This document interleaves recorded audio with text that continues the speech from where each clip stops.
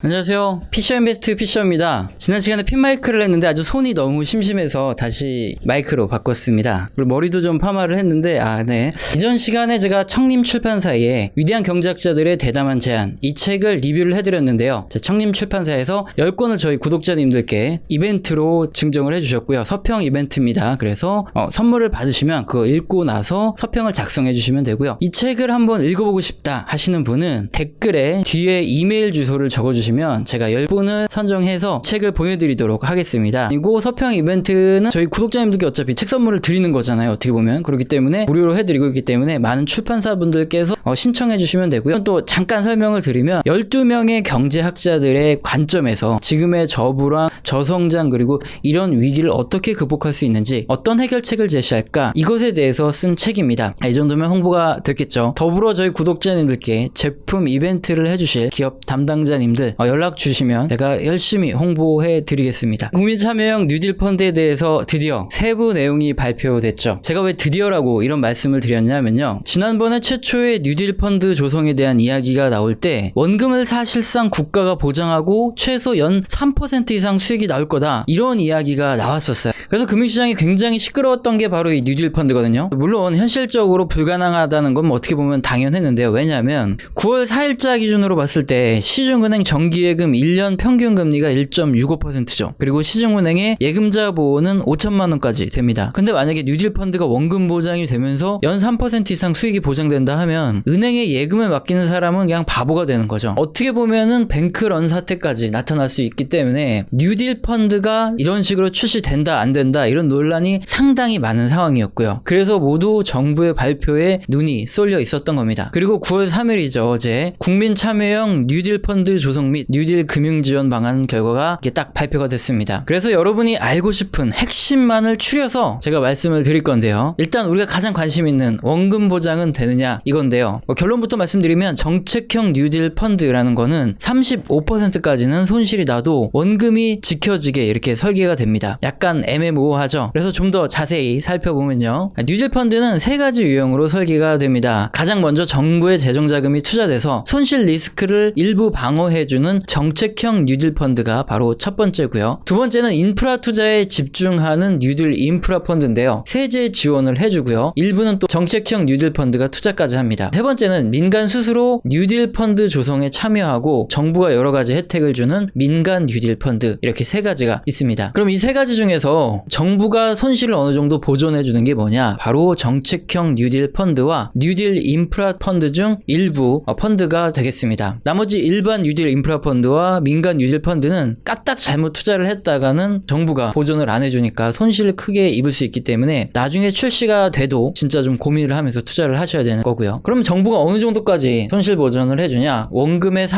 35%까지 손실이 나도 내가 투자한 금액은 지켜지고요. 그 이상 손해가 나야 내 원금에서 손해가 나는 이런 구조입니다. 정부 출자를 3조 원 하고요. 정책금융을 4조 원 그래서 총 7조 원을 투자하고 또 여러분의 돈이 13조 원이 투자가 됩니다. 그렇게 해서 총 20조 원의 정책형 뉴딜 펀드가 구성이 되고요. 이때 만약에 손실이 발생하면 정부 출자와 정책금융 7조 원에서 먼저 까는 거죠. 그래서 손실 처리를 먼저 하고 나머지 13조 원은 7조 원을 혹시나 전부 다 까먹고 추가 손실이 난 그제서야 손실이 반영된다 이겁니다. 그리고 그림을 보시면 모펀드를 만들고 자펀드를 결성해서 어디에 투자한다 이런 설명을 하나하나 드리고 싶지만 이건 사실 크게 중요한 문제이기도 하죠. 일단 우리가 투자를 하고 나면 정부가 알아서 선택한 이런 뉴딜 기업과 뉴딜 사업에 투자를 하기 때문에 돈을 투자하고 나서는 최대한 수익이 잘 나길 기도하는 수밖에 없다는 거죠. 펀드의 구조가 그렇죠. 그럼에도 불구하고 우리가 합리적으로 좀 의심을 해볼 수 있는 부분이 있습니다. 만약에 정부가 지금처럼 국민들한테 13조나 받아서 투자를 했는데 투자를 잘못해서 원금을 몽땅 날려먹으면 어떻게 될까요? 원성이 어마어마해지겠죠. 그러니까 정부가 투자하는 기업이나 사업은 정부 차원에서도 그렇고 굉장히 고심해서 선택을 할 거고 음으로든 양으로든 적극적으로 밀어줄 가능성이 굉장히 높겠죠. 그래서 아무래도 수익이 날 가능성이 조금은 더 높아진다. 이게 우리의 합리적인 추측이 될 수 있고요. 그렇기 때문에 이 정책형 뉴딜 펀드 같은 경우에는 마이너스 35%까지는 이 투자한 원금이 지켜지고 정부가 맡아서 열심히 굴리겠다 한 거기 때문에 전체 우리 투자 포트폴리오에서 일부는 투자할 만한 가치가 있다. 이렇게 얘기를 할 수 있는 거죠. 그런데 몰빵을 해야지 왜 일부만 투자할 가치가 있냐? 제가 이렇게 말씀을 드렸냐 하면 과거에도 이와 이와 비슷한 사례가 몇 건이 있어요. 우선 이명박 정부 시절에 녹색성장위원회가 있었고 2009년 4월부터 녹색성장 펀드가 나오기 시작했습니다. 그림을 보시면 수익률은 장기로 투자를 했다면 마이너스입니다. 그런데 눈여겨봐야 할 대목도 하나 있죠. 이명박 정부 임기 내 잠깐 수익률이 상당히 괜찮았다는 겁니다. 그리고 두 번째, 박근혜 정부 시절에 통일은 대박 이런 슬로건이 있었고 통일 관련 정책 펀드들이 또 많이 출시가 됐었거든요. 근데 2016년에 북한이 핵실험하면서 한동안 지지부진했었고 정권 바뀌고 나면서 한때 수익률이 급락하기도 했었죠. 근데 역시나 우리가 이 펀드에서 눈여겨봐야 할 곳은 박근혜 정부 임기 내에 수익률은 그래도 괜찮았다는 겁니다. 그리고 최근엔 여러분도 다 기억하시는 문재인 정부에서 소부장 육성에 따라서 정책의 힘은 임기 내에 상당히 강하다. 이게 증명이 되죠. 그림처럼 소부장 펀드의 수익률은 굉장히 좋습니다. 제가 관리해드리고 있는 이 고객님들 포트폴리오에서도 이번 코로나 폭락 때 3, 4월에 지금 그림의 소부장 펀드를 계속 분할 매수를 했었는데요. 그리고 중간에 팔고 미국으로 넘어가기는 했지만 그냥 가지고 있어서도 굉장히 수익률은 괜찮았겠네요. 물론 지금도 미국 수익률도 괜찮지만요. 이런 과거의 역사적인 사실들을 봤을 때 이번 뉴딜 펀드도 우리가 어떻게 투자를 하고 대응해야 하는지 답이 딱 나오죠. 가능하다면 대통령 임기 내에 정책적으로 밀어줄 때 빠르게 수익을 보고 나와야 됩니다. 정권이 바뀌면 또 다른 성장 드라이브 정책이 추진이 될 수 있고요. 그러면 아무래도 수익률은 나빠질 가능성이 있다는 것이 역사적으로 증명이 됐기 때문이죠. 그렇다면 관점을 명확히 하고 이제 투자 전략을 보면 손실을 마이너스 35%까지는 국가가 커버해줬으면 좋겠다. 그리고 가능하면 확률이 높은 게임을 하고 싶다. 정부가 밀어주기 때문에 이런 분들이라면 역시나 첫 번째는 당연히 정책형 뉴딜 펀드인데요. 수소 충전소, 전기차 개발, 데이터 센터 등 들어봐도 성장성이 괜찮은 이런 분야, 이런 기업들에 투자를 하고 있죠. 다음으로 두 번째는 뉴딜 인프라 투자 펀드에서도 정책형 뉴딜 인프라 펀드가 있습니다. 특히나 인프라 산업과 같은 경우에는 투자를 해놓고 계속 돈을 받아먹는 이런 어떻게 보면 안정적인 수익 구조가 만들어질 수 있기 때문에 이거는 꼭 한번 확인을 해보시면 좋은데 문제가 하나 있을 수 있습니다. 왜냐하면 정책형 뉴딜 펀드와 민간 펀드가 합쳐져가지고 투자가 될 수도 있어요. 자, 그렇게 되면 일부는 손실 보전이 되고 일부는 손실 보전이 전혀 안 되죠. 리스크 관리 측면에서는 조금 위험할 가능성이 있기 때문에 이 부분은 당연히 고민을 좀 해봐야 되는 이런 부분이고요. 특히나 태양광 발전이나 수소 충전소 이런 것 같은 경우에는 생각보다 좀 오래 걸릴 수도 있기 때문에 뉴딜 인프라 투자 이거는